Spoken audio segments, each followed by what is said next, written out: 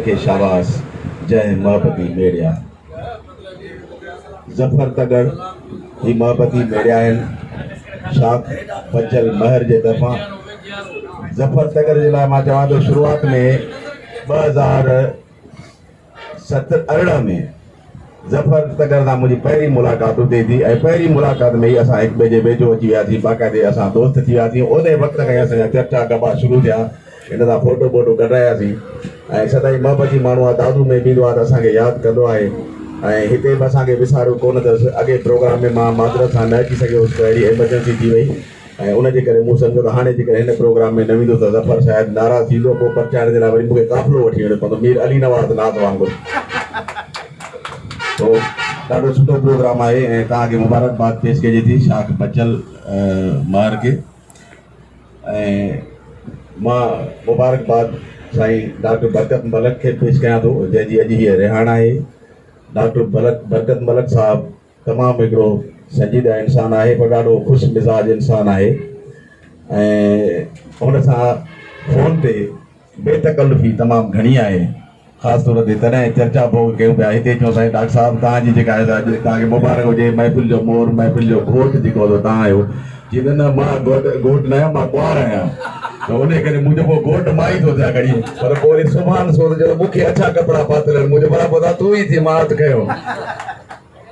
हीअ त ई मज़ाक मस्करी ऐं मुंहिंजे नंढड़ो हिकिड़ो पेपर आहे जेको मां हिन डॉक्टर साहिब ते लिखियो हुयो ऐं उहो बि शॉर्ट नोटिस ते डॉक्टर साहिबु मूंखे अल्टीमेटम ॾिनो मूंखे जल्दी जेको आहे सो ॾियारे मोकिली पोइ जेको मुंहिंजो हाल आहे मूं रंडा रोड़िया उहो डॉक्टर साहिब खे पहुची चुको आहे ऐं उहो मां तव्हांखे पढ़ी ॿुधायां थो साईं मारू साहब मुंहिंजे पेपर जो उनवान आहे मुकमिल मर्दानी वजाहत रखंदड़ शाइर बरकत मलक मुकमिल मर्दानी वजाहत रखंदड़ शाइर बरकत मलक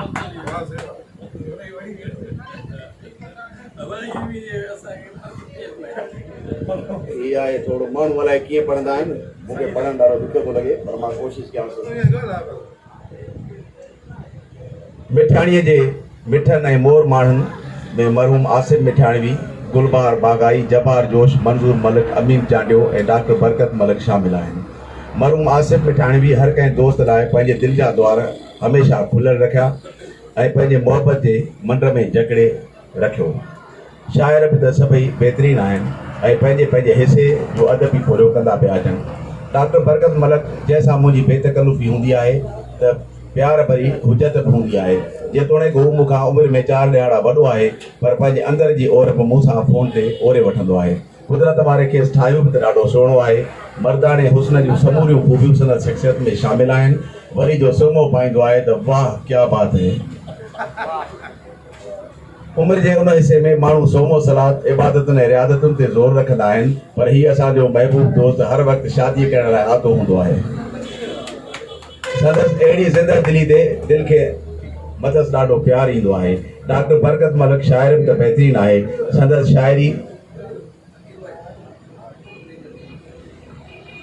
शाइरीअ में रोमांस त आहे ई आहे पर हू समाज जे अहजन ऐं धरतीअ जे सूरनि खां बि ग़ाफ़िल न आहे पर ई संदसि रोमानवी शेरनि जो मज़ो था वठूं सुरमा कजल ऐं लालियूं सभु सीगार सभु ठहनि था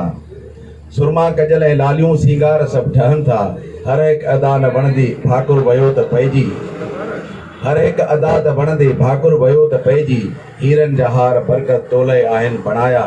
सनड़ी गिजीअ ते रखंदे भाकुर वियो त पइजी डॉक्टर बरकत मलक खे सिंध धरतीअ जे अहजन जो वॾो ओनो आहे जेका अॼुकल्ह ॾुखिये दौर मां गुज़रे पई ऐं असांजा माण्हू पंहिंजे मसइलनि खां ग़ाफ़िल थी शह पर वटे रहिया आहिनि संदसि हीउ इज़हार पढ़ो सिंध सां वॾो ज़ुल्म आहे शह पर ते ज़ोर तॾबी आयो न को शर्म आहे शह पर ते ज़ोर तॾबी लालच पई आहे काहे पैसनि लाइ पुट भराई हिकिड़ो न को अज़्म आहे शह पर ते ज़ोर तॾबी डॉक्टर बरकत मलक जी शाइरी ऐं हक़ीक़त निगारी डॉक्टर बरकत मलक जी शाइरी में हक़ीक़त निगारी बि लाजवाब आहे जंहिंखे पढ़ण सां वाह वाह सां गॾु किथे किथे मुर्तब चपंदे तरी अचे थी संदसि गज़लनि मां हीअ बंदि मुलाहिज़ा कयो सदा खणी कंद घुमे जेको उहो बि आख़िर गुरूर चइबो। सदा खणी कंद घुमे जेको, इहो बि आख़िर गुरूर चइबो। पढ़ी कड़ी जो वधे न अॻिते, इहो इल्मु ऐं शऊर चइबो। या वरी ही शेर, सोच डुकायो दुनिया में आ, तॾहिं मथो थियो ठोड़ो आहे। सोच डुकायो दुनिया में आ, तॾहिं मथो थियो ठोड़ो आहे। इहो बंगलो मूंखे वठी ॾे लखनि जो, ॿियो शेर आहे, इहो बंगलो मूंखे वठी ॾे लखनि जो, गुज़ारियो त गॾिजी सजण पल सुखनि जो। मूंखे कात कुहाड़ा हणंदे, रत सां हथड़ा धोअण चाहीं। मुल्क में समाजी अणबराबरी चोट ते आहे ऐं इंसाफ़ बि अड़ल बि आहे ऐं वकील फीस वठण में पूरा आहिनि। सारी क़ौम दर बदर लॻी पई आहे ऐं माण्हुनि खे पंहिंजा हक़ नथा मिलनि। अहिड़नि ॻाल्हियुनि जो इज़हार डॉक्टर बरकत मलक पंहिंजी शाइरी में हिन तरह समोवे थो। इंसाफ़ कोन आहे, हीअ क़ौम दर बदर आहे, कोरट करे छा बसि लालच ते ई नज़र आहे। माण्हू घणा त हकले हमवार थी अचनि था, अॼुकल्ह वकील वटि फीस जो चकर आहे। पिटू ऐं पाराता उन वक़्तु ॾिना वेंदा आहिनि जॾहिं केरु दिलि खे तमामु घणी अज़ियत ॾींदो आहे। शाह साईं बि पंहिंजे शाइरी में मोहबत जे वेरनि खे हिन तरह पिटू पाराता ॾिना आहिनि। खर खे खपुर खाए नांग मणियारो निकिरी, उबो जो ऊनाए सुरपुर संदी सजणे। डॉक्टर बरकत मलक बि मोहबत जे विच में ईंदड़ खारनि खे पिटू पाराता ॾिए थो, जिन महबूब खे वर्गलाए खां जुदा करण जी कोशिशि कई आहे। दुश्मन जो वेड़ो रब वीरान कर, दुश्मननि जो वेड़ो रब वीरान कर, हर घड़ी सूरन संदो सामान कर, जाए दिल के शल न ॾे धरती सॼी, कंडनि जो दिल ऐं वॾो मैदान कर। डॉक्टर बरकत मलक जे मन में मोहबत जा मालिक कई मण ओते छॾिया आहिनि ऐं ॿियो ॾात जी देवी मथसि महिरबान आहे। संदसि 5 किताब हर हिकु चंड चौंकी पियो ॾिए। जून 2016 ईस्वी में चंड चेहरे मथां, दिसंबर 2016 चंड चमके वारनि में, अप्रैल 2017 चंड चोरियो चंग, अक्टूबर 2017 ऐं चंड बरकत ऐं तूं फेबरवरी 2018 में शाया थी चुका आहिनि ऐं बेहद पसंदि कया विया आहिनि। ऐं इजो संदसि 6हों किताब चंड के अरमान तव्हां सॼण जे हथनि में हींअर अचण वारो आहे। ऐं अञा केतिरो ई संदसि अणछपियल मवाद वटि मौजूदु आहे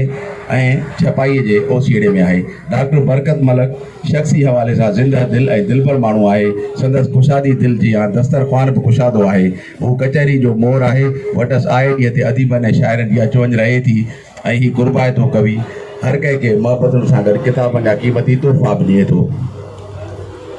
मुकमिल मर्दानी वजाहत रखंदड़ हिन शाइर खे ॾिसी हर को माण्हू पंहिंजूं अखियूं थधियूं कंदो आहे ऐं संदसि शाइरी मां दिली सुकून वठंदो आहे।